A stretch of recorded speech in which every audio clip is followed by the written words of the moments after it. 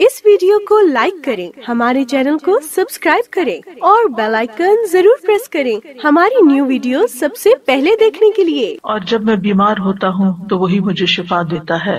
और अय्यूब को याद कीजिए जब उसने अपने रब को पुकारा कि मुझे तकलीफ पहुंची है और तू सब रहम करने वालों से ज्यादा रहम करने वाला है, तो हमने उसकी दुआ कबूल कर ली। फिर जो कुछ उसे तकलीफ थी वो हमने दूर कर दी और हमने उसे उसके अहलो अयाल और उनकी मानिंद उनके साथ मजीद भी अपने पास से बतौर रहमत अता किए और इबादत करने वालों के लिए नसीहत के तौर पर। अय्यूब अलैहिस्सलाम अल्लाह सुब्हानहू तआला के बरगुज़ीदा नबी थे।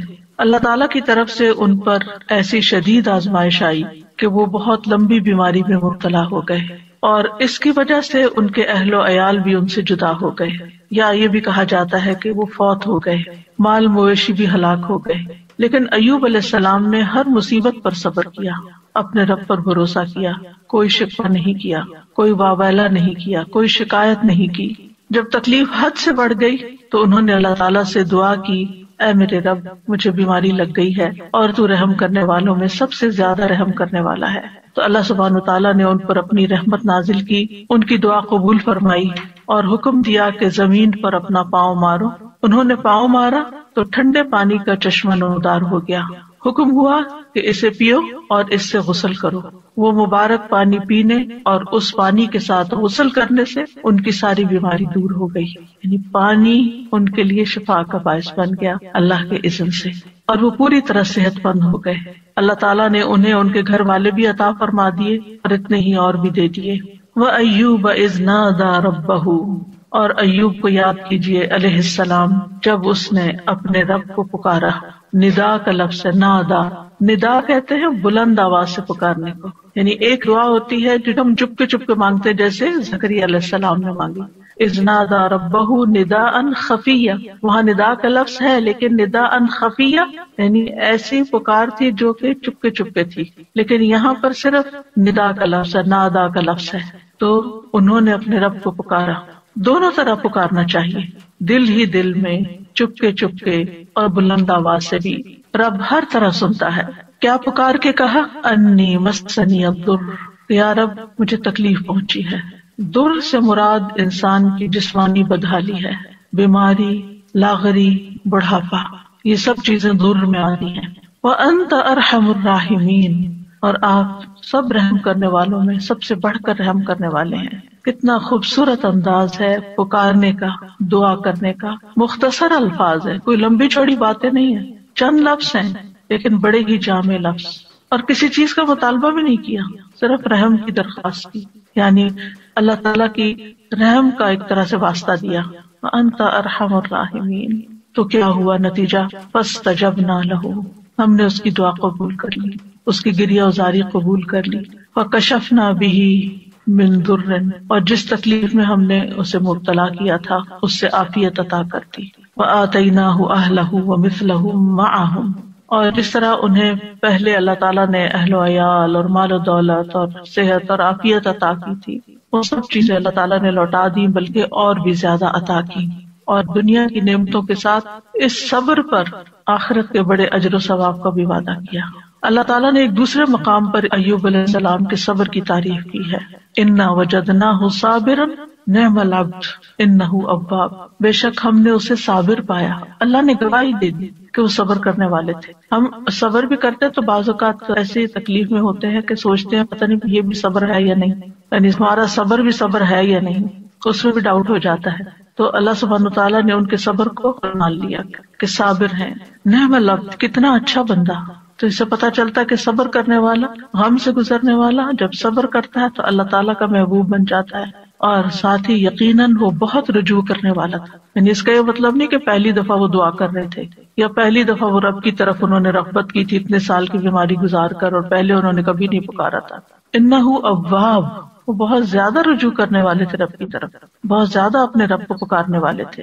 फिर फरमाया रहमतम मिन इंदिना, उन्होंने अरहमुर राहिमीन कहा तो यहाँ पर अल्लाह ताला ने उनको अपनी रहमत से नवाजा। रहमतम मिन इंदिना, अपने पास से रहमत अता की। और ये रहमत क्या थी, अव्वल शदीद बीमारी और तकलीफ और आजमाइश के साथ उन पर रहम किया, پھر انہیں صبر کی توفیق دے کر ان پر رحم کیا، پھر دعا قبول کر کے ان پر رحم کیا، پھر دعا قبول کرنے کے بعد صحت کے ساتھ اور مال و دولت وغیرہ لوٹایا اس کے ساتھ. تو یہ سب کچھ اللہ تعالیٰ کی عظیم رحمت تھی، رحمتم من عندنا.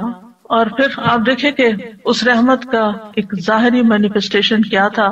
ابو ہریرہ رضی اللہ عنہ روایت کرتے ہیں کہ نبی صلی اللہ علیہ وسلم نے فرمایا، ایک بار ایوب علیہ السلام برہنہ غسل فرما رہے تھے کہ سونے کی ٹڈیاں آپ پر گرنے لگی، یعنی جیسے بارش ہوتی ہے. ایوب علیہ السلام انہیں اپنے کپڑے میں سمیٹنے لگے. ان کے رب نے انہیں پکارا کہ اے ایوب، کیا میں نے تمہیں اس چیز سے بے نیاز نہیں کر دیا جسے تم دیکھ رہے ہو؟ یعنی مجھے معلوم ہے کہ تمہارے دل میں اس کی کوئی لالچ نہیں، کوئی رغبت نہیں، تمہیں اس کی ضرورت نہیں، تمہارے پاس اللہ نے پہلے سے ہی بہت کچھ عطا کر دیا ہے، تو تم پھر کیوں یہ سمیٹ رہے ہو؟ ایوب علیہ السلام نے جواب دیا، ہاں تیری بزرگی کی قسم، لیکن تیری برکت سے میرے لیے بے نیازی کیسے ممکن ہے، یعنی اس سے میں بے نیاز نہیں ہو سکتا. تو بندہ مومن جو ہے وہ اللہ سبحانہ تعالیٰ سے دعا بھی کرتا ہے اور استغنا بھی برتتا ہے، دل میں لالچ بھی نہیں رکھتا، لیکن اگر اللہ تعالیٰ کی طرف سے بن مانگے اس تک کوئی نعمت پہنچتی ہے تو اس کو اللہ کی رحمت سمجھتا ہے، برکت سمجھتا ہے، اور اس سے تکبر کرتے ہوئے بے نیازی نہیں برتتا یا ایسا زہد اور ایسا تکشف ظاہر نہیں کرتا کہ لے جاؤ اس کو، اٹھا لو اس کو، مجھے نہیں چاہیے، مجھے کیا کرنا ہے، میرے پاس آلریڈی بہت کچھ ہے، ایسا رویہ اختیار نہیں کرتا. یہ بھی شکر گزاری کا ہی ایک انداز ہوتا ہے. اور ان کے دل میں یعنی ایک طرح سے یہ شکر گزاری تھی کہ یہ اللہ کی طرف سے آ رہا ہے، کیونکہ ظاہر ہے کوئی انسان تو نظر نہیں آ رہا تھا جو ان پہ سونا برسا رہا، اللہ سبحانہ تعالیٰ کی طرف سے ہی آ رہا تھا، اور ان کے وہم و گمان میں بھی نہیں تھا. اور جو چیز کسی لالچ اور کسی حفظ کے بغیر انسان کے پاس آتی ہے تو اسے اللہ سبحانہ تعالیٰ کی ایک نعمت سمجھ کر شکر گزار ہونا چاہیے بندے کو. وَذِكْرَىٰ لِلْعَابِدِينَ، اور عبادت گزاروں کے لیے ایک نصیحت ہے اس واقعے میں. یعنی عموماً جو عبادت گزار لوگ ہوتے ہیں اگر ان کی دعا قبول نہ ہو تو بعض اوقات وہ مایوس ہونے لگتے ہیں، اتنی دعا کی پھر کچھ نہیں ہوا، یا پھر یہ کہ بعض اوقات عبادت کی وجہ سے شیطان دل میں ایک عجیب سا خیال ڈال دیتا ہے کہ تم تو بہت نیک ہو اور تمہارا دنیا سے کیا تعلق ہو، اور انسان صرف دنیا کو کرٹیسائز ہی کرتا رہے اور دنیا کو برا بھلا ہی کہتا رہے. تو ایسا نہیں، یعنی عبادت اور اللہ کی نعمت دونوں جمع بھی ہو سکتی ہیں، جیسے ایوب علیہ السلام پر جمع ہوئی تھی کہ وہ عبادت گزار تھے، اواب تھے، بہت زیادہ اپنے رب کو پکارتے تھے، اس کی طرف رجوع کرتے تھے. اور اواب جو ہوتا ہے صرف دعا نہیں کرتا بلکہ نماز اور دیگر نیک اعمال کے ساتھ اپنے رب کی طرف رجوع کرتا ہے. اور اس میں اگر اللہ سبحانہ تعالیٰ بندے پر اپنی رحمت فرماتا ہے، صحت دیتا ہے، طاقت دیتا ہے، تو ایسے میں وہ مزید شکر گزار ہوتا ہے. تو اس واقعے میں عبادت گزاروں کے لیے ایک نصیحت ہے کہ اگر بیماری آ جائے، اگر تکلیف آ جائے تو پھر کیا کرنا چاہیے. اگر مختلف چیزوں کے ذریعے انسان کی آزمائش ہو تو پھر کس طرح صبر کیا جائے، اللہ تعالیٰ کے سامنے کیسے فریاد پیش کی جائے، اور پھر جب اللہ تعالیٰ انعام فرمائے تو کس طرح بہیو کیا جائے. کیونکہ بعض لوگ تکلیف میں تو اللہ تعالیٰ کی طرف رغبت کرتے ہیں، لیکن جب تکلیف دور ہو جاتی ہے تو پھر کیا کرتے ہیں، بھول جاتے ہیں، اور پھر وہ اس کو اپنا کارنامہ بتانے لگتے ہیں کہ میں نے ایسا کیا اور ویسا کیا، یہ ایکسرسائز کی اور یہ دوا کھائی اور یہ طریقہ اختیار کیا تو اس وجہ سے مجھے یہ شفا ہوئی ہے، اور اللہ تعالیٰ کو اس میں سے نکال دیتے ہیں. تو بندہ مومن کسی حال میں بھی، چاہے صبر ہو یا شکر ہو، وہ دونوں کیفیات میں رب ہی کے ساتھ جڑا رہتا ہے. ایوب علیہ السلام کا واقعہ حدیث میں تھوڑی تفصیل کے ساتھ بھی آتا ہے. انس بن مالک کہتے ہیں کہ رسول اللہ صلی اللہ علیہ وسلم نے فرمایا، بے شک اللہ کے نبی ایوب علیہ السلام اپنی آزمائش میں 18 برس بیمار رہے، 1-2 دن نہیں، 18 سال. قریبی اور دور کے لوگوں نے انہیں چھوڑ دیا، ساتھیوں نے چھوڑ دیا. البتہ ان کے بھائیوں میں سے یعنی دینی بھائیوں میں سے 2 آدمی صبح و شام ان کے پاس آتے جاتے رہے. تو ایک دن ایک اپنے دوسرے ساتھی کو کہنے لگا، کیا تو جانتا ہے اللہ کی قسم ایوب نے کوئی ایسا گناہ کیا ہے جو جہان والوں میں سے کسی نے نہیں کیا؟ اس پر اس کے ساتھی نے کہا، وہ کون سا؟ اس نے کہا، دیکھو 18 سال ہو چکے ہیں، اللہ نے اس پر رحم نہیں کیا کہ اس کی آزمائش اس سے ہٹا دے. کیونکہ بعض اوقات عبادت گزاروں کی جب آزمائش لمبی ہو جاتی ہے تو لوگ باتیں بنانا شروع کر دیتے کہ یہ تو بہت دین والے ہیں، اور یہ تو قرآن والے ہیں، اور یہ تو بہت نمازی ہیں، اور حج عمرے کرتے ہیں، اور پھر دیکھو ان کے ساتھ کیا ہو رہا ہے. تو ان کے اوپر بھی اسی طرح کی بات ہوئی.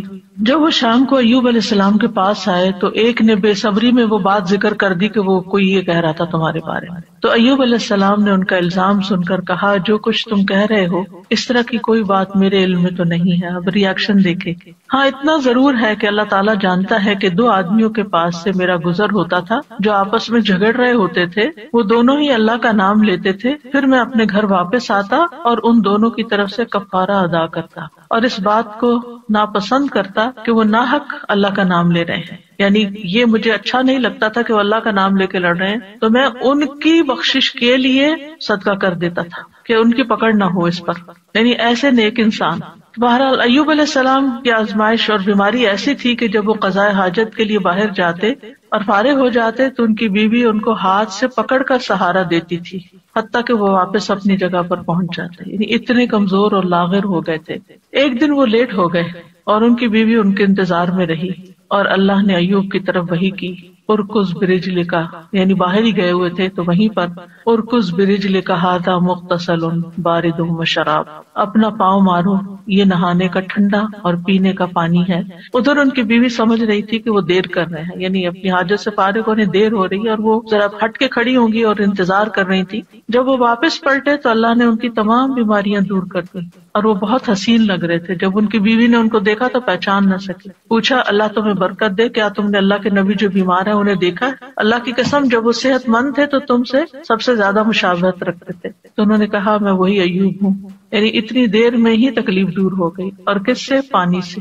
ایوب علیہ السلام کے 2 کھلیان تھے، ایک گندم کا تھا اور ایک جو کا. اللہ نے اس پر 2 بادل بھیجے. ایک بادل گندم والے کھلیان پر آ کر سونا برسانے لگا حتیٰ کہ وہ سونا بہنے لگا، اور دوسرا جو کے کھلیان پہ آ کے چاندی برسانے لگا یہاں تک کہ چاندی بہنے لگی. اس طرح اللہ نے ان کو مال بھی دیا اور دولت کثیر بھی دی. یعنی ان کی نعمتیں پہلے سے بھی زیادہ ہوگی. اگرچہ 18 سال کی آزمائش تھی. اس دوران وہ اللہ کے نبی بھی رہے. یعنی اللہ تعالیٰ نے اس بیماری کے باوجود ان سے ان کی ذمہ داری نہیں لی بلکہ اس کو ادا کرتے رہے. اور ایک وفادار بیوی تھی اور 2 دینی ساتھی تھے جو آتے جاتے تھے، باقی سب چھوڑ گئے تھے. چونکہ اس کے آخر میں آیا ہے کہ ذکر للعابدین، اس کہانی میں، اس واقعے میں عبادت گزاروں کے لیے، نیک لوگوں کے لیے ایک بڑی نصیحت ہے کہ اگر تکلیف آئے اور آزمائش آئے تو پھر کرتے کیا ہے. اس سے یہ بھی پتہ چلتا ہے کہ آزمائش نبی اور غیر نبی دونوں پر آ سکتی، کیونکہ ہمارے ذہن میں یہ خیال ہوتا ہے کہ جو نیک لوگ ہیں ان پر آزمائش نہیں آ سکتی. نہیں، سب پر آ سکتی. انبیاء بھی آزمائے جاتے ہیں، بلکہ انبیاء کی آزمائش زیادہ ہوتی ہے اور پھر جو ان سے قریب تر ہوتے ہیں، یعنی جتنے نیک ہوتے ہیں اس کے مطابق. اور پھر یہ ہے کہ جب تکلیف آئے تو واویلا کرنے کی بجائے انسان کو صبر سے کام لینا چاہیے. اور پھر یہ کہ اللہ تعالیٰ دعا قبول کرتا ہے جب انسان اللہ کے خوبصورت ناموں یا صفات کے ساتھ گریہ وزاری کرتا ہے. اس سے مصیبت دور ہوتی ہے اور مصیبت آنے پر اس کے گزر جانے کا انتظار کرنا چاہیے اور انسان کو حوصلے میں رہنا چاہیے کہ آج تک جتنی تکلیفیں آئی سب چلی گئیں، یہ بھی ایک وقت آئے گا تو چلی جائے گی. کوئی بھی مصیبت ہمیشہ کے لیے نہیں باقی رہے. اور یہ بھی یاد رہے کہ جو شخص تکلیف پر صبر کرتا ہے اللہ تعالیٰ اس کو دنیا میں بھی انعام سے نوازتا ہے اور آخرت کا اجر تو اس کے لیے لکھا ہی جاتا ہے. اور ہمیشہ انسان اپنے آپ کو اس تکلیف کے وقت یاد دہانی کراتا رہے کہ فَإِنَّ مَعَ الْعُسْرِ يُسْرًا، إِنَّ مَعَ الْعُسْرِ يُسْرًا، بے شک ہر مشکل کے ساتھ ایک آسانی ہے، بے شک اسی مشکل کے ساتھ ایک اور آسانی ہے. رسول اللہ صلی اللہ علیہ وسلم نے فرمایا مدد صبر کے ساتھ اور کشادگی تنگی کے ساتھ ہے، اور بے شک ہر مشکل کے ساتھ ایک آسانی ہے، بے شک اسی مشکل کے ساتھ ایک اور آسانی. بس انسان کی نگاہیں ہوں جو اس آسانی کو ڈھونڈنے والی ہوں. صرف انسان تکلیف پر نظر نہ رکھے بلکہ اس کے ساتھ انسان کو جو مزید چیزیں غور و فکر کرنے، سوچنے اور سمجھنے اور اپنے عمل میں تبدیلی لانے کا ایک موقع ملا ہے، اللہ کی طرف سے توفیق ملی ہے، اس کو بھی انسان ضرور ذہن میں رکھے. دوسری آیت جو ہے وہ ہے وَإِذَا مَرِضْتُ فَهُوَ يَشْفِينِ، اور جب میں بیمار ہوتا ہوں تو وہی مجھے شفا دیتا ہے. یعنی بیماری میں انسان کو اس چیز کا یقین رکھنا چاہیے کہ شفا صرف اللہ کے ہاتھ میں، اور وہ شفا دے تو پانی کے ساتھ بھی دے دیتا ہے. یہ دعا اور یہ قول ابراہیم علیہ السلام کا ہے جو قرآن مجید میں آیا ہے. سورۃ الشعراء کی آیت نمبر 80 ہے کہ ابراہیم علیہ السلام نے اپنے والد اور اپنی قوم کے سامنے توحید کی دعوت پیش کی تھی اور اللہ تعالیٰ کا تعارف کروایا تھا انہی الفاظ میں کہ الذی خلقنی فہو یہدینی والذی هو یطعمنی ویسقینی واذا مرضت فہو یشفینی. اسی نے مجھے پیدا کیا ہے، وہی مجھے راہ دکھائے گا، وہی مجھے کھلاتا ہے، وہی مجھے پلاتا ہے، جب میں بیمار ہو جاتا ہوں تو وہی مجھے شفا دیتا ہے. یعنی شفا صرف اور صرف اللہ کے ہاتھ میں ہے، وہی شفا دیتا ہے. انسان کو اچھی طرح یقین ہونا چاہیے. اس لیے جب بیماری آئے جب تکلیف آئے تو پہلا دھیان اللہ کی طرف جائے، پہلا خیال اللہ کی طرف جائے، ڈاکٹر کی طرف نہیں، دوا کی طرف نہیں، لوگوں کی طرف نہیں. اور اس پر اپنے آپ کو ٹیسٹ کیا کریں. اگر کہیں چوٹ لگتی ہے، اگر کہیں درد ہوتی ہے، اگر کہیں کوئی بھی چیز پیش آتی ہے، ایک دم گلا پکڑا جاتا ہے کچھ، تو کیا خیال آتا ہے کہ اس سے نجات اور خلاصی کیسے ہوگی، اب کیا کروں؟ کیونکہ انسان فوراً اس کا توڑ سوچتا ہے نا کہ یہ مشکل آ گئی، اب اس کا توڑ کیا ہو، اب میں کیا کروں؟ تو سب سے پہلے اللہ سے دعا. اللہ تعالیٰ کا نام بھی شافی، یہاں شافی کہہ کے پکار سکتے ہیں، اللہ شفا تیرے ہاتھ میں، یا رب تو مجھے شفا دے. جو اپنی زبان میں، عربی میں، اردو میں، انگلش میں، جس میں بھی پہلے اللہ کو پکارے. اللہ تو اس کی صحت کے اسباب پیدا کرتے، تو یہ آسانی پیدا کر دے. حضرت عائشہ کہتی ہیں کہ رسول اللہ صلی اللہ علیہ وسلم دم کرتے ہوئے یہ دعا پڑھا کرتے تھے، امسح البأس رب الناس بیدک الشفاء لا یکشف الکرب الا انت. اے لوگوں کے رب، تکلیف کو دور کر دے، شفا تو تیرے ہی ہاتھ میں ہے، تیرے سوا اس کو دور کرنے والا اور کوئی نہیں. کیونکہ تکلیف ہمارے عقیدہ توحید کو بھی آزماتی ہے، اس کی بھی آزمائش کے لیے آتی. تو جب انسان کہتا ہے کہ صرف اللہ ہی کر سکتا ہے اور وہی سبب پیدا کرے گا اور باقی سب اسباب ہے، دوا ہو یا دعا ہو یا پھر کوئی ڈاکٹر کی یا کسی انسان کی مدد ہو، یہ سب وسائل ہیں، یہ اسباب ہیں، یہ وسائل ہیں، جبکہ اس کو دور کرنے کی طاقت صرف اللہ میں ہے، کرتا وہی ہے. تو آپ دیکھیے کہ ابراہیم علیہ السلام کا یہ ادب ہے، اور وہ کہتے ہیں کہ بیماری اور شفا دونوں اللہ ہی کی طرف سے ہیں، لیکن بیمار ہونے کی نسبت انہوں نے اپنی طرف کی ہے کہ جب میں بیمار ہوتا ہوں، یعنی بیمار کرتا تو اللہ، لیکن جب میں بیمار ہوتا ہوں فہو یشفین، تو وہ مجھے شفا دیتا ہے. یعنی اگرچہ خیر اور شر دونوں کا خالق اللہ ہے، لیکن شر کی نسبت اپنی طرف کی ہے اور خیر کی نسبت اللہ تعالیٰ کی طرف کی ہے. کہا جاتا ہے نا کہ تندرستی 1000 نعمت ہے. واقعی تندرستی اور صحت اللہ تعالیٰ کی بہت بڑی نعمت ہے. نبی صلی اللہ علیہ وسلم نے فرمایا 2 نعمتیں ایسی ہیں جن کے بارے میں اکثر لوگ خسارے میں ڈالے گئے ہیں، تندرستی اور فراغت، فرصت. یعنی آپ کے پاس وقت ہوتا ہے، آپ بہت زیادہ کاموں میں دبے ہوئے نہیں ہیں، ڈوبے ہوئے نہیں ہیں، لیکن لوگ اس وقت سے فائدہ نہیں اٹھاتے، صحت سے فائدہ نہیں اٹھاتے، اور اسی طرح فراغت سے صحیح فائدہ نہیں اٹھاتے، حتیٰ کہ بیماری اور بڑھاپے کے منہ میں جا پڑتے ہیں جب وہ پھر کچھ کرنے کے قابل نہیں رہتے. اور ہمیں یہ بھی حکم دیا گیا ہے کہ ہم صحت کی حفاظت کریں، اپنے جسم پر ناروا بوجھ نہ ڈالیں. عبداللہ ابن عمرو ابن العاص کہتے ہیں نبی صلی اللہ علیہ وسلم کو میرے بارے میں یہ بات پہنچی کہ میں مسلسل روزے رکھتا ہوں اور رات بھر نماز پڑھتا ہوں، دن کو روزہ رات کو نماز، نہ کھانا نہ نیند، یعنی بہت کم دونوں چیزیں. تو آپ نے میری طرف پیغام بھیجا کہ ملاقات کے لیے حاضر ہوں، تو میں نے آپ سے ملاقات کی. آپ نے فرمایا کیا مجھے یہ خبر نہیں دی گئی کہ تم روزے رکھتے ہو اور افطار نہیں کرتے اور رات بھر نماز پڑھتے رہتے ہو؟ یعنی مجھے یہ معلوم ہے، یہ نہیں بتایا کس نے بتایا کیا، یعنی مجھے یہ اطلاع پہنچی ہے، کنفرم کرو یہ ایسے ہی ہے. تو جب انہوں نے کہا کہ ہاں، تو آپ نے فرمایا تم اس طرح نہ کرو، کیونکہ تمہاری آنکھوں کا بھی تم پر حق ہے، تمہارے نفس کا بھی تم پر حق ہے، تمہاری بیوی کا بھی تم پر حق ہے. تم روزہ بھی رکھو اور افطار بھی کرو، نماز بھی پڑھو اور سویا بھی کرو، اور ہر 10 دنوں میں 1 دن کا روزہ رکھ لو، یہ تمہارے لیے 9 روزوں کا اجر بن جائے گا. اور ایک اور روایت میں آتا ہے، صحیح بخاری کی روایت ہے، آپ نے فرمایا اگر تم ایسا کرتے رہے، یعنی ہر وقت روزے سے رہے اور ہر وقت جاگتے رہے، تو تمہاری بینائی کمزور ہو جائے گی اور تمہارا نفس تھک جائے گا. یعنی عبادت میں بھی اعتدال کرو، اس طرح کا بوجھ اپنے اوپر نہ ڈالو کہ تم بیمار پڑ جاؤ. تو اس سے کیا پتہ چلتا ہے اس حدیث سے کہ ہمارا دین ہمیں اعتدال سکھاتا ہے، اور یہ سکھاتا ہے کہ ہم اپنی جان کا بھی حق ادا کریں، اپنے گھر والوں کا بھی حق ادا کریں، اور اپنے جسم کا، آنکھوں کا اور باقی تمام چیزوں کا. اسی طرح ایک حدیث سے ہمیں یہ پتہ چلتا ہے کہ نیک انسان کے لیے صحت مالداری سے زیادہ بہتر ہے. یعنی صحت جو ہے یہ بڑی دولت ہے مال سے بھی. تو اس لیے مال کماتے ہوئے بھی انسان کو اپنی صحت برباد نہیں کرنی چاہیے. عبداللہ بن خبیب اپنے چچا سے روایت کرتے ہیں کہ ہم لوگ ایک مجلس میں تھے کہ رسول اللہ صلی اللہ علیہ وسلم ہمارے پاس تشریف لائے. سر مبارک پر پانی کے اثرات تھے، تو ہم نے کہا اللہ کے رسول ہم آپ کو بہت خوش دیکھ رہے ہیں. آپ نے فرمایا ہاں. پھر لوگ مال و دولت کا، مالداری کا تذکرہ کرنے لگے، تو آپ نے فرمایا اللہ عز و جل سے ڈرنے والے کے لیے مالدار ہونے میں کوئی حرج نہیں. یعنی ایک شخص کے اندر اگر اللہ کا تقوی اور خوف ہے اور ساتھ اس کے پاس مال بھی بہت ہے تو کوئی حرج نہیں، کوئی گناہ کی بات نہیں. البتہ اللہ عز و جل سے ڈرنے والے کے لیے مالداری سے زیادہ بہتر چیز صحت ہے، اور دل کا خوش ہونا اللہ کی نعمت ہے. یعنی اگر انسان صحت مند ہے اور اس کے دل میں بھی اطمینان ہے اور وہ خوش ہے تو یہ بہت بڑی نعمت ہے. آج آپ دیکھیں کہ بعض لوگ دنیاوی اعتبار سے بہت کامیابیاں حاصل کر لیتے ہیں, بڑے بڑے ریکارڈ توڑ لیتے ہیں, لیکن پھر کیا ہوتا ہے اس کے بعد جو ایک دم ڈپریشن کا شکار ہوتا ہے. آج ہی میں ایک نیوز دیکھ رہی تھی تو اس میں ایک بہت ہی مشہور کھلاڑی ہے, بے شمار اس کے فینز ہیں, نام میں نہیں لوں گی, لیکن اس نے کہا کہ میں کھیل رہا تھا اور کھیلتے کھیلتے میں گول کر رہا تھا اور ایک دم مجھ پہ ڈپریشن کا اٹیک ہوا اور اس کے بعد میں پیچھے پیچھے پیچھے پیچھے گرتا چلا گیا.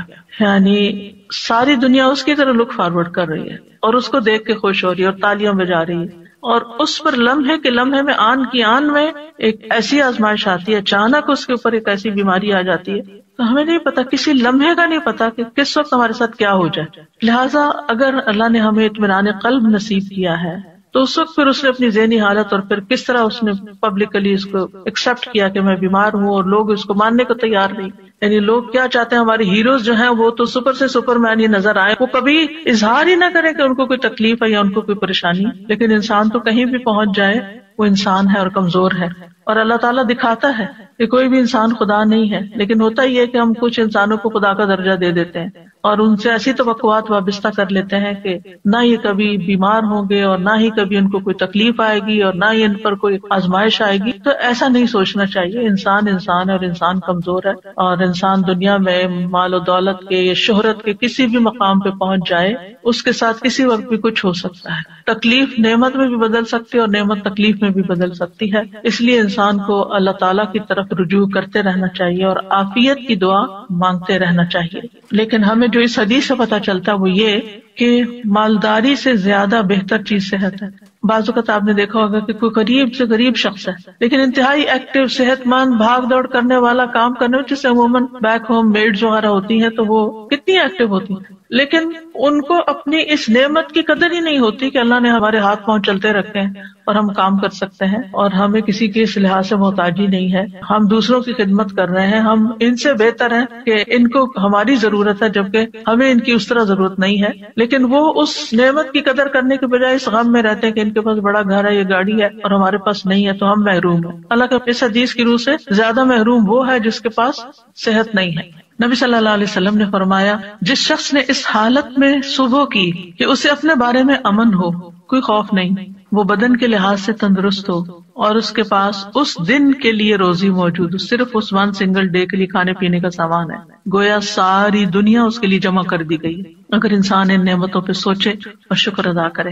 رسول اللہ صلی اللہ علیہ وسلم نے فرمایا, اللہ سے عافیت کا سوال کیا کرو کیونکہ کسی انسان کو عافیت سے بڑھ کر کوئی چیز نہیں دی گئی. معاذ بن رفاع اپنے والد سے روایت کرتے ہیں کہ ابو بکر صدیق رضی اللہ تعالی عنہ ممبر پر کھڑے ہوئے پھر رو دیے.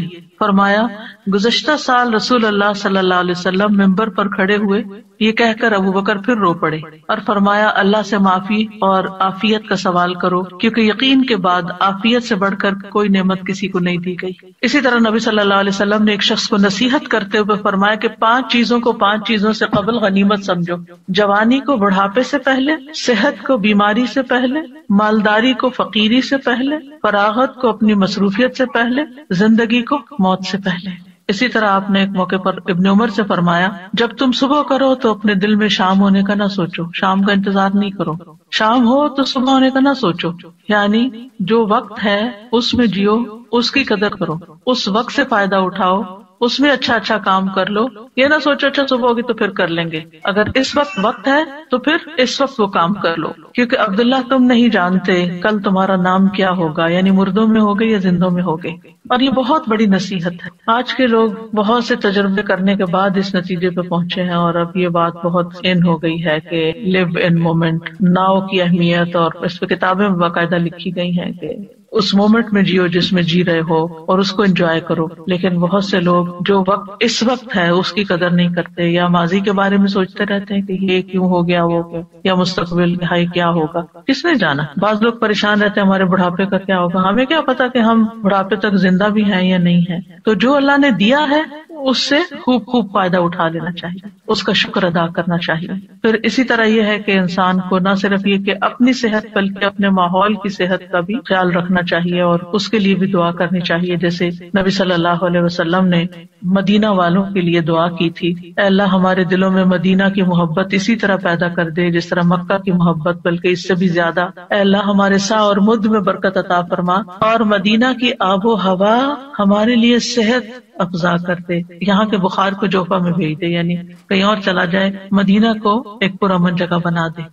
تو انسان کو اپنے بدن میں بھی عافیت کی دعا کرنی چاہیے، اپنے گھر میں بھی، اپنے شہر میں، اپنے ملک میں، کہ جہاں ہم رہتے ہیں امن امان کے ساتھ رہ سکیں، کیونکہ انسان امن کے ساتھ ہی بہت پروڈکٹیو ہو سکتا ہے۔ جب انسان کے اوپر ایک خوف سوار ہوتا ہے، اس کے حالات پریشانی کا شکار ہوتے ہیں، تو اس کو یہ نہیں سمجھ آتی کہ مجھے کیا کرنا چاہیے، یعنی بعض اوقات دل جمتا ہی نہیں پھر کسی کام کو کرنے کے لیے۔ پھر اس بات کو یاد رکھنا چاہیے کہ بیماری کا آنا اللہ کی طرف سے ایک امتحان ہوتا ہے، اللہ تعالیٰ کسی وقت کسی کو بھی آزما سکتا ہے۔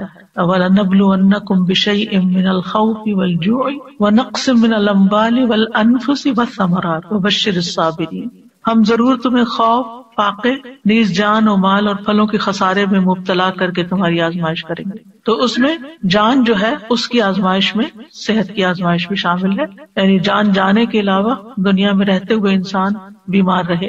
پھر یاد رکھیے کہ تکلیف اور بیماری انبیاء کو بھی آ سکتی ہے، جیسے ہم نے ایوب علیہ السلام کے بارے میں پڑھا کہ 18 سال بیمار رہے، اور اسی طرح رسول اللہ صلی اللہ علیہ وسلم کو بھی کئی دفعہ بخار آیا۔ ابو سعید کہتے ہیں کہ وہ رسول اللہ صلی اللہ علیہ وسلم کے پاس آئے، آپ بخار میں مبتلا تھے، آپ پر چادر تھی، انہوں نے اپنا ہاتھ چادر پہ رکھا، کہا کہ اللہ کے رسول آپ کا بخار بہت سخت ہے۔ آپ نے فرمایا بے شک ہمارا حال اسی طرح ہوتا ہے، ہم پر آزمائش سخت ہوتی ہے اور ہمیں اجر بھی دگنا دیا جاتا ہے۔ یعنی ایک عام بندہ جس چیز سے آزمایا جاتا ہے، ایک دین والا اور پھر خاص طور پہ نبی، اس سے بڑی آزمائش میں مبتلا کیا جاتا ہے، کیونکہ جس کا درجہ جتنا بلند ہوتا ہے اس کی آزمائش بھی اتنی بڑی ہوتی ہے۔ انہوں نے پوچھا اللہ کے رسول صلی اللہ علیہ وسلم لوگوں میں آزمائش کے لحاظ سے سخت کون ہوتا ہے؟ آپ نے فرمایا انبیاء۔ کہا پھر کون؟ فرمایا علماء۔ کہا پھر کون؟ فرمایا نیک لوگ۔ یعنی جیسے جیسے آپ کے درجے ہوں گے اسی حساب سے آزمائش ہوگی۔ اس لیے اگر کسی کے اوپر کوئی تکلیف بڑی آ جاتی ہے تو وہ تب بھی اللہ سے اچھا گمان رکھے کہ اگر اللہ نے مجھے دوسروں کے مقابلے میں زیادہ آزما لیا تو اس کا مطلب یہ ہے کہ اللہ تعالیٰ کی مجھ پہ نظر کرم ہے۔ اور فرمایا کہ ان میں سے کسی کو جوؤں سے آزمایا جاتا، یہاں تک کہ وہ اسے قتل کر دیتے، یعنی اتنی جوئیں پڑتی اور وہ صاف ہوتی ہی نہیں، نکالتے ہوں گے پھر اور پڑ جاتی، پھر اور پڑ جاتی، خون ہی چوس جاتی ہوں گی۔ اور ان میں سے کسی کو فقر کے ساتھ آزمایا جاتا، یہاں تک کہ وہ چھوٹی سی قمیص کے سوا کچھ نہ پاتا، چنانچہ وہ اسے ہی پہن لیتا۔ اور ان میں سے کچھ آزمائش پر بہت خوش ہوتے ہیں بنسبت اس شخص کے جو کچھ دیے جانے پہ خوش ہوتے ہیں۔ یعنی اللہ کے نیک بندوں کی ایک پہچان یہ بھی ہے کہ جب ان پر کوئی تکلیف آتی ہے تو پریشان ہونے کی بجائے وہ اللہ سے راضی ہو جاتے ہیں کہ اللہ نے مجھے اس کے لیے چنا، مجھے اس قابل سمجھا تو اس لیے مجھ پر یہ امتحان ڈالا۔ یعنی عافیت تو مانگنی چاہیے، لیکن مانگنے کے باوجود اگر اللہ تعالیٰ آزما لیتا ہے تو ناراضگی کی کوئی گنجائش نہیں۔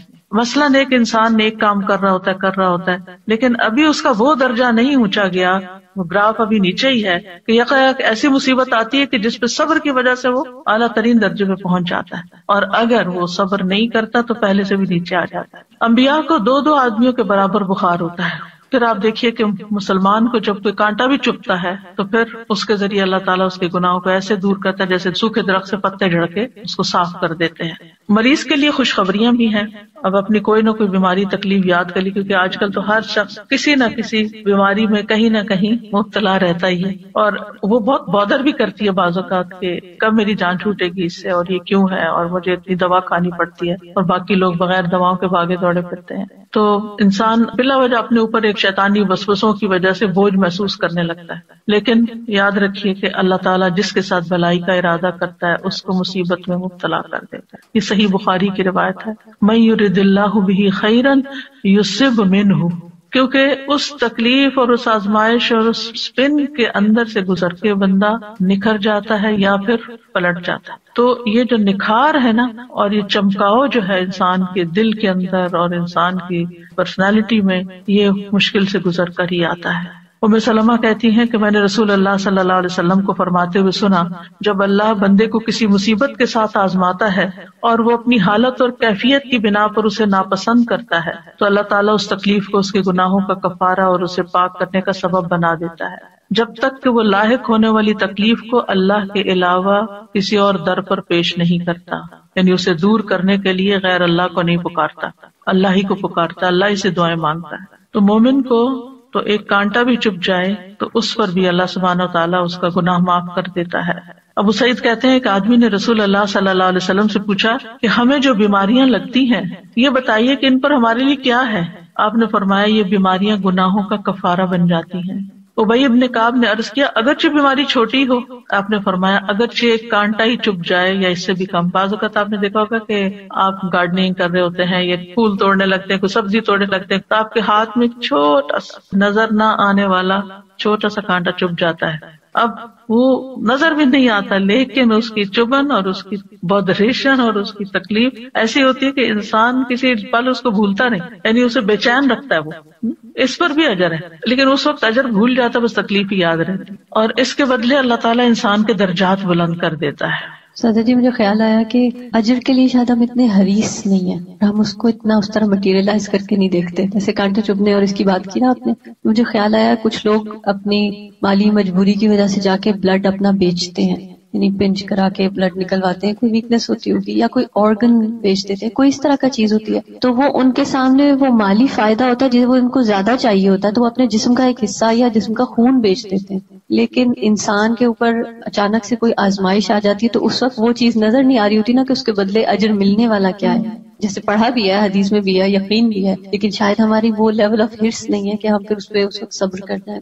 اصل میں جب آخرت کو سامنے رکھ کے انسان جیتا ہے نا تو چیزیں اور طرح نظر آتی ہیں، پھر ہر چیز کے بارے میں انسان مختلف طریقے سے سوچتا ہے، نگاہ ہی بدل جاتی ہے، وہ آزمائشوں کو مختلف طرح دیکھتا ہے، وہ نعمتوں کو مختلف طرح دیکھتا ہے، وہ مال کو کسی اور طرح دیکھتا ہے، وہ زندگی کے منصوبے کسی اور طرح بناتا ہے، اس کی پلاننگ کچھ اور ہوتی ہے، پورا پرسپیکٹو چینج ہو جاتا ہے۔ سادہ جی ہم نے اکثر دیکھا ہے جب ہم مریض کے پاس ہوتے ہیں اور ہم کس قسم کی باتیں کر رہے ہوتے ہیں، کئی لوگوں کو تو مریض کی عیادت کے آداب بھی نہیں آتے اور الٹا ان کو وہ ڈی موٹیویٹ کر کے اٹھتے ہیں کئی مرتبہ۔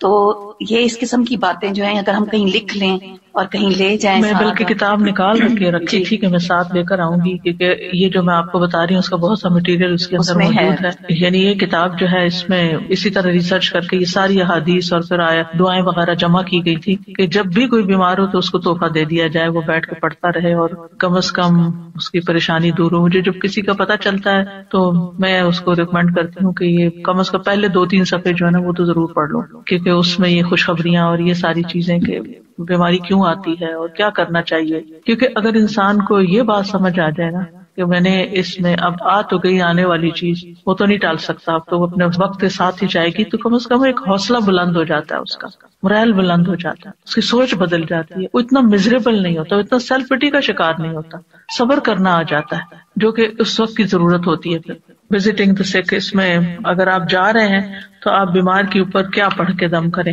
اس کے بڑے بڑے حرف بھی ہیں، ٹرانسلیٹریشن بھی ہے اور ٹرانسلیشن بھی ہے، اور خوبصورت پھول بھی ہے کہ جب کہیں رکھی ہوئی ہو تو دیکھ دیکھ کے خوش ہوتے رہیں، تو اس سے حوصلہ ہوتا ہے، تسلی ہوتی ہے۔ یعنی بیماری کا تعلق بھی بہت زیادہ سوچ کے ساتھ ہوتا ہے، کسی بھی مشکل کے وقت اگر آپ کی سوچ پازیٹیو ہے نا تو آپ کے لیے وہ تکلیف ہلکی ہو جائے گی۔ وہ اچانک اٹیک تو ہوتا ہے، آپ ہرٹ ہوتے ہیں، لیکن پھر آپ اس سے فوراً نکل آتے ہیں۔ مریض کے احکام یہ ہر بندے کے پاس ہونی چاہیے، بیمار ہوں تو فوراً ہی نکالیں، اور پھر اس میں کچھ فقہی چیزیں بھی ہیں، یعنی کہ وضو کیسے کریں، تیمم کیسے کب کریں، اور طریقہ تیمم کا، اور نماز کی رخصت، کھڑے ہو کے نہیں تو بیٹھ کے کیسے پڑھیں، لیٹ کے کیسے پڑھیں، اور پھر اس روزے کے بارے میں، پھر اگر حج میں کچھ چیزیں ہو جائیں ایسی تو پھر کیا کریں، اور پھر وینٹیلیٹر کے اوپر یا خودکشی والے کے ساتھ کیا کریں، پھر کچھ مسنون چیزیں جو ہیں، اور پھر آخر میں اس میں بھی دعائیں ہیں۔ یہ دعائیں جو اس میں ہیں اس کے اندر بھی آخر میں ڈالی ہوئی ہیں، کیونکہ بعض اوقات انسان کو اپنے پہ دم خود کرنا ہوتا ہے یا کسی اور پہ کرنا ہے، یا پھر عافیت کی دعائیں ہیں تو وہ ساری اکٹھی کر دی گئی۔ اس کے علاوہ یہ حسن صحت کتاب جو ہے، بیسیکلی جو میرا جینا میرا مرنا ہے، اس کتاب کا جو پہلا چیپٹر تھا حسن صحت کے بارے میں، اس کو جب میں نے پڑھایا تو تھوڑا الیبوریٹ کیا تھا اور نئی چیزیں اس میں ڈالی تھی. تو الحمدللہ اس میں بھی بہت سی ایسی چیزیں. تو یہ کتابیں ہر گھر میں ہونی چاہیے تاکہ اللہ نہ کرے کہ کوئی تکلیف میں ہو یا بیمار ہو تو اس وقت انسان ان کو پڑھ لے. میں نے تو اپنے دائیں ہاتھ کے پاس رکھی ہوئی ہے تاکہ وقتاً فوقتاً پڑھ کے اپنی سوچوں کا علاج بندہ کرتا رہے، اپنا مورال بہتر کرتا رہے. کیونکہ بیماری تو بیماری ہوتی ہے لیکن اس کے اندر جو پریشانی اور جو نیگیٹو تھنکنگ اور شیطان کے وساوس وہ انسان کو زیادہ بیمار کر دیتے ہیں. اور جب انسان کو یہ ہوتا ہے کہ بیماری اللہ کی رضا کا سبب بھی بن جاتی ہے تو انسان کے لیے حوصلہ ہو جاتا ہے. وہ کیلنڈر بھی اسی مقصد کے لیے بنایا تھا کہ ڈاکٹرز کی ٹیبل پر ہو، کیونکہ ہوتا یہ ہے کہ جب ڈاکٹر کی ٹیبل پہ کوئی چیز بھی رکھی ہوتی ہے نا تو مریض جب بیٹھا ہوتا ہے تو ادھر ادھر کچھ نہ کچھ پڑھتا رہتا ہے، تو اس دن کا ڈیٹ بھی ہو اور پھر ساتھ وہ حدیث بھی پڑھ لیں. میں نے رکھا ہوا مین روم، اس کو بدلتی رہتی ہوں، آتے جاتے پڑھتے رہتے ہیں. بالکل. تو یہ چھوٹی چھوٹی چیزیں ہیں جو انسان کو مشکل وقت میں ایک ریمائنڈر دیتی ہیں اور انسان کو فائدہ ہوتا ہے اور تکلیف آسان ہو جاتی ہے اور پھر گزر بھی جاتی ہے، پتہ بھی نہیں چلتا. سر جی، میں سوچ رہی تھی کہ حضرت ایوب کے صبر کی تو مثال ہے ہی، لیکن اس کے ساتھ ان کی جو بیوی تھی، وہ جو تیماردار تھی، ان کی اولین، ان کا اپنا صبر اور ان کا حوصلہ اور ان کی ہمت افزائی حضرت ایوب کو کرواتے رہنا. ہم سب ان لوگوں کے لیے جو تیمارداری کرتے ہیں کسی نہ کسی حوالے سے، کسی نہ کسی بیمار شخص کی، تو کتنا ضروری ہے کہ اس کی امید کبھی نہ توڑیں. میں ایک موٹیویشنل اسپیکر کا ایک چھوٹا سا کلپ تھا، وہ سن رہی تھی، وہ ڈاکٹر بھی ہیں، تو وہ بتا رہے تھے کہ ایک بہت ہی سیویئر قسم کا کینسر کا پیشنٹ تھا جس کو ملٹیپل کینسرز ہوتے گئے اور وہ بار بار اپنے ڈاکٹر سے یہ پوچھتا تھا کہ میں کب تک سروائیو کروں گا، میں اور کتنا جی سکتا ہوں. تو ہر بار اس کو یہ کہتے کہ کوئی نہیں، آپ بالکل ٹھیک ہو جائیں گے، کوئی مسئلہ نہیں ہے، آپ کو بیماری آپ کی دور ہو جائے گی. اور وہ ٹھیک ہو جاتا تھا، اس کا وہ کینسر دور ہو جاتا تھا. لیکن ایک وقت ایسا آیا کہ جب وہ ڈاکٹر جو تھے ان کے منہ سے بس اب یہ نکل گیا کہ بس اب آپ دعا کیجئے، اب ہم کچھ نہیں کر سکتے. یعنی اس کی امید ختم ہو گئی، اور وہ اس کی امید کا ختم ہونا تھا کہ وہ خود بھی ختم ہو گیا. تو واقعی یہ امید اور حوصلہ دلاتے رہنا بہت بڑی چیز ہوتی ہے. اور پھر یہ کہ مریض کے جو لواحقین ہوتے ہیں ان کو بھی حوصلہ دلانا. مجھے یاد ہے کہ میری والدہ ہاسپٹل میں ڈیتھ بیڈ پہ تھی اور ان کے ٹیسٹ بھی ہو رہے تھے، تو ایک ینگ ڈاکٹر مجھے یاد ہے کہ وہ آیا اور اس نے ساری ریڈنگز دیکھی اور ہم لوگ بیٹھے ہوئے تھے، تو وہ کہتا ہے یہ بھی ٹھیک ہے، ان کا یہ بھی ٹھیک ہے، یہ بھی ٹھیک ہے، یہ بھی ٹھیک ہے، آپ بالکل فکر نہیں کریں. حالانکہ مجھے نظر آ رہا تھا کہ وہ سروائیو نہیں کر رہی، لیکن مجھے بہت اچھا لگا کہ ایسے موقع پر بھی حوصلہ دلانا، کیونکہ پریشانی تو انسان کو ہوتی ہے لیکن دل خوش ہو جاتا ہے نا تھوڑی دیر کے لیے. اچھا ساری ریڈنگز ٹھیک آ رہی ہیں تو بس ٹھیک ہے. بالکل اسی طرح سے میں اپنے والد صاحب کا ایک شیئر کرنا چاہوں گی کہ جب انہیں ڈائگنوز ہوا تھا کہ انہیں کینسر ہے، اور وہ ماشاءاللہ کافی ایجڈ بھی تھے، لیکن ان کی تھرو آؤٹ لائف ان کی صحت ماشاءاللہ قابل رشک کی رہی. اس ٹائم پہ وہ واک کیا کرتے تھے جب پاکستان میں کسی کا کوئی کانسیپٹ بھی نہیں تھا کہ واک کرتے ہیں. تو ڈاکٹرز کے بعد جب گئے تو ڈاکٹرز نے کہا، ینگ ڈاکٹرز تھے، اور انہوں نے کہا کہ ہمیں آپ سے موٹیویشن ملتی ہے کہ آپ ریڈی ہیں کیمو کروانے کے لیے بھی. حالانکہ ان کی جو ایج تھی وہ ریکمینڈ نہیں کرتے تھے. تو میرے ابا جی کہتے تھے کہ نہیں الحمدللہ میں کر سکتا ہوں. اور مجھے ایک دفعہ جب ان کا فون کال یہاں پر آیا، کیونکہ جب میں انہیں کال کرتی تھی تو شاید وہ نہیں مجھے مل رہے تھے، اور جب وہ مجھے کال کرتے تھے تو میں نہیں مل رہی تھی، تو میرے پاس ان کا ریکارڈنگ میں آیا کہ بیٹے پنجابی میں انہوں نے مجھے کہا کہ میں تمہارا ابو سرور احمد بات کر رہا ہوں، اور تم میرے لیے پریشان نہ ہونا، میں اللہ کی رضا پہ راضی ہوں، اور میں ساری زندگی بہت اچھی گزری الحمدللہ، اور مجھے کوئی شکوہ کسی سے نہیں، تو میں فیس کروں گا اس کو. اور وہ اس سے کافی بہتر بھی ہو گئے الحمدللہ. لیکن ایک وقت تھا کہ پھر جانا ہی تھا، جو ہمیں نظر آ رہا تھا کہ اب یہ نہیں رہیں گے. تو میں نے انہیں کہا کہ ابا جی آپ مجھے کچھ لکھ کے تھے کہ مجھے پتا تھا کہ اب یہ نہیں رہیں گے. تو انہوں نے مجھے کہا کہ بیٹا میرا قلم ساتھ نہیں دیتا، ہاتھ ساتھ نہیں دیتا. تو میں نے کہا نہیں آپ مجھے کچھ لکھ کے دیں. تو انہوں نے مجھے ایک چھوٹا سا لیٹر لکھ کے دیا جس میں میں محسوس کر رہی تھی کہ ان کا ہاتھ کانپ رہا ہے اور ان کا قلم واقعی ساتھ نہیں دیتا، لیکن اس میں جو دعائیں تھیں وہ میرے دل پہ لکھی ہوئی ہیں. الحمدللہ اللہ پاک ان سب کی مغفرت کرے، ہمیں ان کے لیے صدقہ جاریہ بنا دے. آج اتفاق سے نورین ملک بھی ہمارے ساتھ ہیں، یہ بھی ایک کووڈ کے بہت ہی شدید ترین کیفیات سے گزری. میں چاہوں گی کہ اپنا ایکسپیرینس شیئر کریں کہ کس طرح آپ کا علاج ہوا. السلام علیکم ورحمۃ اللہ. وعلیکم السلام. بہت ساری باتیں بتانے کو ہیں، لیکن میرے خیال میں ایک ابھی جب آپ لوگ اس کی بات کر رہے تھے امیدی اور نا امیدی کی، تو میری گھر والے بتاتے ہیں کہ اس طرح کی کئی دفعہ میری کیفیت ہوئی کہ جس وقت انہوں نے کہا کہ this is it's time to pull the plug. تو الحمدللہ میرا ایک کزن ہے، وہ ER میں کام کرتے ہیں، تو انہوں نے جب کہا کہ آپ مجھے کانفرنس کال پہ ڈالیے، اور انہوں نے کہا کہ نہیں، how can we give up, ابھی ہم اور ٹرائی کریں گے. تو مطلب سب لوگ مجھے بتاتے ہیں کہ جس طرح سے اس نے کانفیڈنس سے یہ کہا کہ نہیں، ہم نہیں گیو اپ کریں گے، اٹ از پاسبل.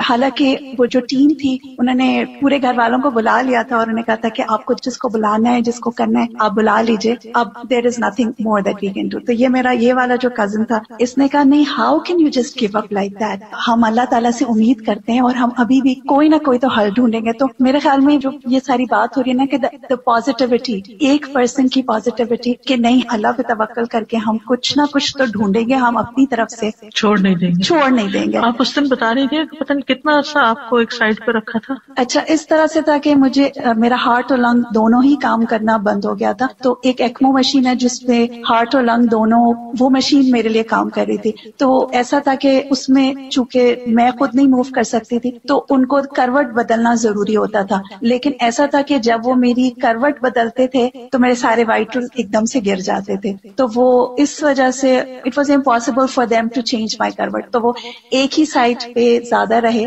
تو میرے bed sores everything right side پہ زیادہ ڈیولپ ہوئے. تو بعد میں جب میں جاتی تھی اسی ہاسپٹل تو مجھے کہتے تھے کہ the nurses didn't take very good care of you, they should have turned you around.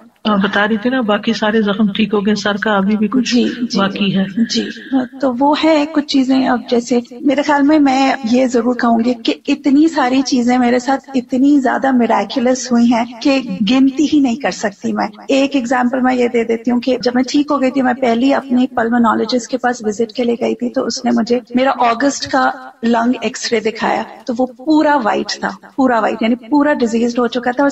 اتنا سے ایک پینی سائزڈ حصہ تھا جو رہ گیا تھا، تو یعنی پورا ڈسٹریکٹ ہو چکا تھا. اور میرے اندر لنگز میں ایئر ببلز تھے. تو وہ بہت پریشان تھے اس بات سے کہ یہ ببلز برسٹ اگر ہو گئے تو کیا ہوگا.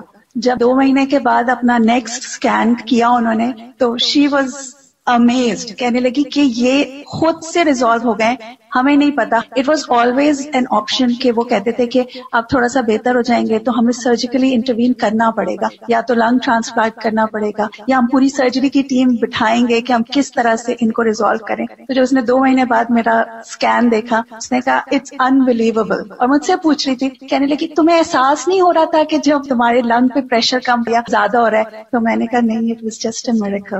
اسی طرح ایک انہوں نے مجھے چیسٹ ٹیوب ڈالی ہوئی تھی، and for the longest time وہ صبح میں پوری ٹیم ہوتی تھی، وہ جو میرے سامنے ڈسکشن کر رہی ہوتی تھی، وہ کہتے ہوتے تھے اگر ہم نے یہ ٹیوب نکال دی تو یہ کولیپس ہو جائے گی. اور وہ فیصلہ نہیں کر پا رہے تھے کہ اس ٹیوب کو ہم کیسے نکالیں، کیا کریں. تو 3-4 ہفتے تک میں ایک ICU میں، پھر دوسرے اس میں، پھر تیسرے، انٹل کہ انہوں نے مجھے وارڈ میں شفٹ کر دیا without taking out the tube. اور انہوں نے کہا کہ ہم نہیں انٹروین کر سکتے، we are too scared. And سبحان اللہ، it was such a miracle کہ جس دن انہوں نے مجھے موو کیا، میں وارڈ میں پہنچی تو جو میری نرس تھی وہ آئی مجھے دوا دینے کے لیے. تو اس نے یوں جھک کے نیچے دیکھا اور اس نے کہا تمہاری چیسٹ ٹیوب یہ ہے، زمین پہ رکھی ہوئی ہے. تو کہنے لگی how did it come out? تو میں نے کہا فرشتوں نے نکالا ہے، مجھے نہیں. تو مطلب یعنی کہ وہ ڈاکٹرز نہیں فیصلہ کر پا رہے تھے کہ ہم کیسے کریں. اینڈ وہ جسٹ لٹرلی میراکولسلی وہ ڈراپڈ آؤٹ تھے. انہوں نے فوراً سرجری کی ٹیم بتائی، سب کچھ. وہ مجھ سے پوچھے تھے یہ کیسے ہوا؟ میں نے کہا آپ بتائیں کیسے ہوا. اٹ واز سرجیکلی سوچرڈ ان، مطلب وہ سلی ہوئی تھی اندر. دیر واز نو وے کہ کوئی ہیومن بھی اس کو ایسے کھینچ کے نکال دے. لیکن جب انہوں نے مجھے شفٹ کیا تو وہ ٹیوب خود سے زمین پہ تھی. I mean it was one of those things کہ وہ فیصلہ ہی نہیں کر پا رہے تھے اگر ہم نے کیا تو اس کے ساتھ کیا ہوگا. تو وہ میں یہی کہہ سکتی ہوں اللہ تعالیٰ نے زندگی لکھی ہو تو پھر جی شفا اللہ دیتا ہے. جی بالکل. اس طرح کی چھوٹی چھوٹی بہت ساری باتیں میرے بیک پہ نہ موو کرنے کی وجہ سے اتنا، یعنی 6 inches wide, 6 inches deep, 6 inches اندر ٹنل کیا ہوا اتنا بڑا زخم تھا جس کی وجہ سے میں ہل نہیں سکتی تھی. میں جب ڈاکٹر سے پوچھتی تھی یہ کتنے دن میں ہیل ہوگا تو مجھے کبھی کوئی ٹائم لائن نہیں دیتے تھے. وہ ہمیشہ کہتے تھے یہ جب ہوگا تو ہوگا. اینڈ جب میں ریہیب میں تھی اور نرسز میری ڈریسنگ چینج کرتی تھی with in a period of 2 weeks 6 inches से वो 2 इंचेस हो गया, और वो देखते थे और वो कहते थे we have never seen this kind of healing. आप करती क्या थी, कौन सी दुआएं पढ़ती थी? दुआओं पे मैं ये अभी आप जब हजरत अय्यूब की दुआ बता रही थी तो मैं ये बात बहुत सोच रही थी कि जब भी मैं पहले अपनी जिंदगी में ये वाली दुआ देखती थी ना, अल्लाहुम्मा अन्नी मस्सनी अद्दुर, तो मैं हमेशा ये सोचती थी कि ये दुआ कैसे हो सकती है कि अल्लाह ताला से आप कह रहे हैं कि मुझे तकलीफ हुई है, लेकिन जब मेरी आंख खुली तो मैं फिर नहीं सकती थी, मूव नहीं कर सकती थी, इतनी सारी ट्यूब्स थी। द ओनली दुआ that I could make was अल्लाहुम्मा अन्नी मस्सनी अद्दुर, कि मुझे तकलीफ है, मुझे ये नहीं पता था मैं किस चीज के लिए दुआ मांगूं, आंखें ठीक हो जाए, हाथ ठीक हो जाए, क्योंकि I couldn't move, I couldn't speak. मुझे पहली दफा एहसास हुआ कि जो लोग बात नहीं कर सकते हैं उनको कितनी बेचारगी का एहसास होता है, क्योंकि आई कुडंट टॉक, और वो ये भी नहीं उनको समझ आ रही थी कि ये बोलेगी तो कैसे हम क्या करें कि ये बोलना शुरू हो जाए। मैनी थिंग्स, मतलब तो मुझे वो एहसास हुआ कि जो लोग हाथ ना हिला सकते हों उनको कैसा लगता होगा। अल्लाह ताला ने हमें कितनी नेमतें दी हैं।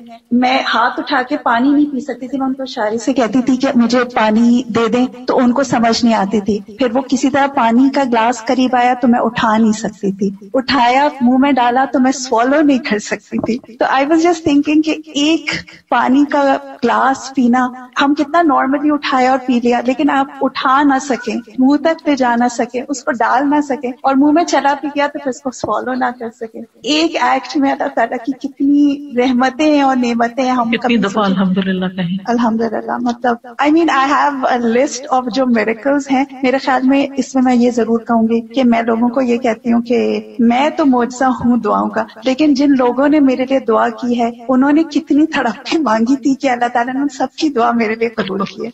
अल्हम्दुलिल्लाह।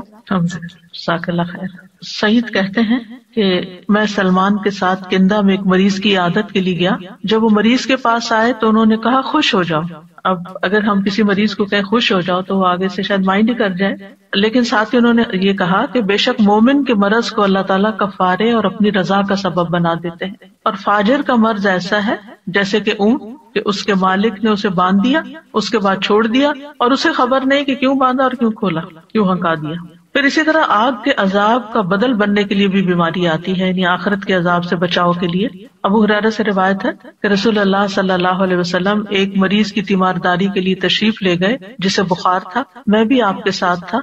आपने उसे फरमाया खुश हो जाओ, बेशक अल्लाह ताला फरमाते हैं ये बुखार मेरी आग है जिसे मैं अपने बंदे पर दुनिया में मुसल्लत कर देता हूँ ताकि उसकी आखिरत वाली आग के अजाब का बदल बन जाए। इसलिए बुखार को कभी बुरा भला नहीं कहना चाहिए, नहीं, दुनिया का बुखार आखिरत के अजाब से बचाव का जरिया बन जाता है। फिर इसी तरह आम दिनों में इंसान जो नेक अमल करता रहता है, बीमारी में अगर नहीं कर सकता तो वो उसके लिखे जाते हैं।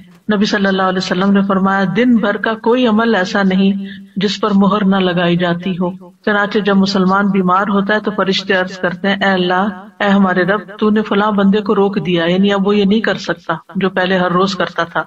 रब अज़्ज़ा व जल फरमाता है कि उसके तंदुरुस्त होने तक जैसे वो अमाल करता है उनकी मोहर लगाते जाओ, या ये कि वो फौत हो जाए तो फिर और बात है। यानी बीमारी में उन सारे अमाल को उसके लिए मोहर लगाते जाओ, यानी उन्हीं अमाल को रेप्लिकेट करते जाओ कि गोया कि वो कर रहा है। रसूलुल्लाह सल्लल्लाहु अलैहि वसल्लम ने फरमाया जब कोई बंदा बीमार होता है या सफर में जाता है तो उसके वो तमाम अमल लिख दिए जाते हैं जो वो हालत क़याम और ज़माने तंदुरुस्ती में किया करता था, और दुनिया में जिन पे तकलीफ आती है अगर वो सब्र करे तो क़यामत के दिन उनको मिलने वाले अजर को देखकर लोग तमन्ना करेंगे काश हमारी जिल्दें कैंचियों से काट दी जाती। फिर इसी तरह बाज़ बीमारियों में जब लोग फौत हो जाते हैं तो शहादत का सवाब मिलता है।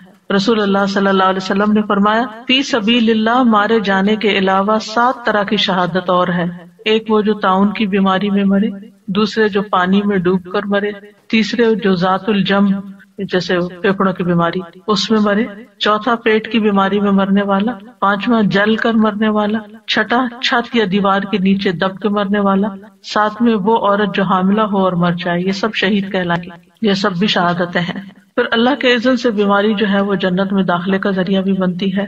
اور اس میں وہ خاتون جس کو مرگی کا دورہ پڑتا تھا اور اس نے دعا کے لیے کہا تو آپ نے فرمایا اگر تم چاہو تو صبر کرو تمہارے لیے جنت ہے، اور چاہو تو میں تمہارے لیے دعا کر دوں کہ اللہ تمہیں صحت اور عافیت دے دے. تو اس نے کہا کہ میں صبر کروں گی لیکن میرا سطر کھل جاتا ہے، تو آپ دعا کریں کہ میں جب بے ہوش ہوں تو پھر میرا سطر نہ کھلے. تو آپ نے اس کے لیے دعا کر دی. آج کے لیے اتنا ہی کافی ہے، انشاءاللہ تعالی باقی کل کو کنٹینیو کریں گے. جزاکم اللہ خیرا وآخر دعوانا ان الحمد للہ رب العالمین. سبحانک اللہم وبحمدک اشہد ان لا الہ الا انت استغفرک واتوب الیک. السلام علیکم ورحمۃ اللہ وبرکاتہ.